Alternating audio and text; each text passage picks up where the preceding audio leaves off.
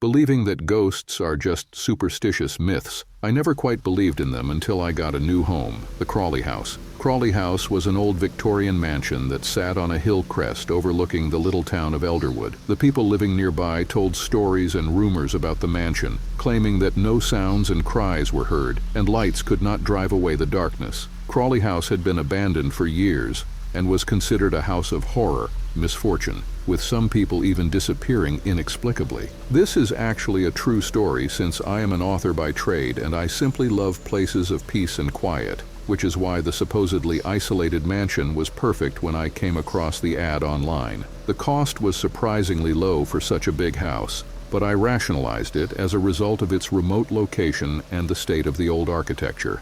On the day I relocated, it was particularly foggy. The fog had descended, reducing the house to a mere silhouette protruding from a sea of creamy mist. Upon entering through the large, ivory-carved oak doors, I felt a shiver run through me, not just from the cold draft.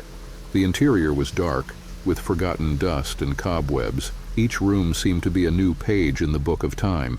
The home itself felt like a living entity that patiently waited for a certain action or person. The real estate agent, Mrs. Travers, was quite small and rotund. She rushed through all the paperwork, anxious to leave the house. Her gaze constantly shifted, as though the stately mannequins in the gilded frames above her head might come alive at any moment. "The locals swear it's inhabited by vengeful spirits," she said in a barely audible voice due to the dark surroundings. "Never heed a word of what I just told you. Good luck, Mr. Crane." Thus, my first night in Crawley House was restless. Dark winds wailed like souls in pain, swirling from the rotten trees that overshadowed the house. There was nothing but the creak and moan of the old woodwork to haunt me, as I imagined hearing whispering voices. I congratulated myself on the rational solution, blaming the natural sagging of the old house, but the anxiety lingered in my bones. In the following days, I arranged my desk in what remained of a study. Ironically, this room had rows upon rows of bookshelves made of wood and filled with leather-bound books that, though stale, brought great solace. Here, within the confines of an ancient, nearly sacred room untouched by daily life, I initiated my first undeniable contact with otherworldly phenomena. One evening, absorbed in writing, a cold wind blew destructively through the house. The windows were firmly closed due to the nippy end of autumn. I walked toward the bed to get a sweater when I saw my book had fallen off the bed. As I picked it up, a photograph fell to the floor. It was an old black and white image of a family. A man with a serious expression, a woman with a quiet and pleasant demeanor, and two children with tight-lipped, unsmiling faces. Their stares were fixed upon the observer. I decided to flip the photo over. In elegant cursive, it read, "Crawley Family, 1896. I placed the book and photo back on the shelf, but the cold did not dissipate. It enveloped me like a shroud. As the night progressed, I could barely make out the murmurs, a song of sorrow. "Stand up, listen, pay attention, or they will call your name." My fixation with the house grew. I visited the local library to research the Crawley family. From dust-covered books and yellowed newspaper archives, I learned more about Nathaniel Crawley, a business tycoon feared by many. His family had its share of misfortunes, including the mysterious deaths of his children and his own disappearance. His wife roamed the halls alone until her death. Equipped with this information, a sense of oppression hung in the air. Whispers rose to voices, crying out in dismay at night. I was disturbed not only by the noise, but by the overwhelming emotions of loss, bitterness, and unfulfilled desire.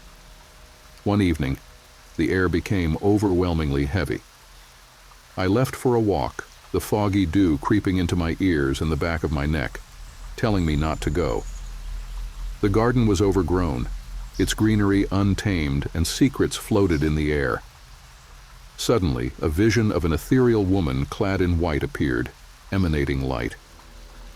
She seemed from another age, her sorrow clearly expressed. She looked at me with empty eyes, then disappeared into the fog. Back in the house, thoughts of ghosts and curses raced through my mind. but the journalist in me thirsted for the truth. The last record of Nathaniel Crawley in the 1910 U.S. Census stated he had died. What sorrow enthralled these spirits to such a cruel world? As I continued my research and tried to reconnect with the history, the appearances increased. Doors would lock tightly, and the distant sound of footsteps could be heard.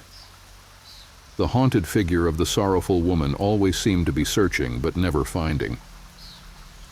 The mystery of Crawley House entwined itself with me, becoming an addiction. One evening, still absorbed in my work, I discovered Nathaniel Crawley's diary in a drawer. The faded pages crumbled if handled roughly. Nathaniel's writing spoke of a pact that haunted his family. He described rituals and a growing black shadow, with an insatiable hunger for his children's souls and his wife's sanity. Understanding this, I grasped how Crawley House became haunted. The spectral woman was possibly Nathaniel's wife, mourning her children endlessly.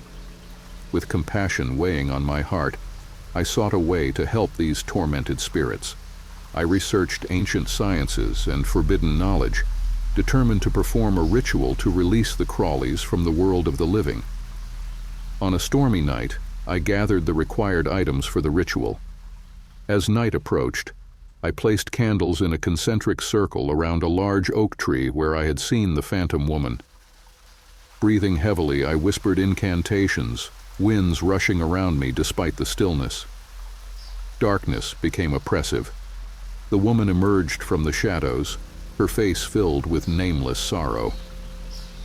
"This is for you," I said, showing her Nathaniel's journal and a locket with pictures of her children hidden in the house. "He is sorry. He wants you to be free." She approached the objects, her hands shaking. As she touched them, a shriek of fury erupted, the ground shaking. Transparent figures of 2 children ran toward the woman, and she hugged them. They were reunited, and they looked at me. "Thank you," the woman whispered, breaking into a sob. A bright light engulfed them, and the ground ceased to move. The night creatures sang again, and the house was filled with serene stillness. Days later, the oppressive weight lifted, and the house finally belonged to me. But I felt my connection to Crawley House was over. I departed, still haunted by the memories. The story I tell is centered on greed, the destruction of a family, and the salvation of a stranger. The house now stands as a symbol of freedom, showing that even the darkest history can be brightened by the light of the heart and acts of bravery.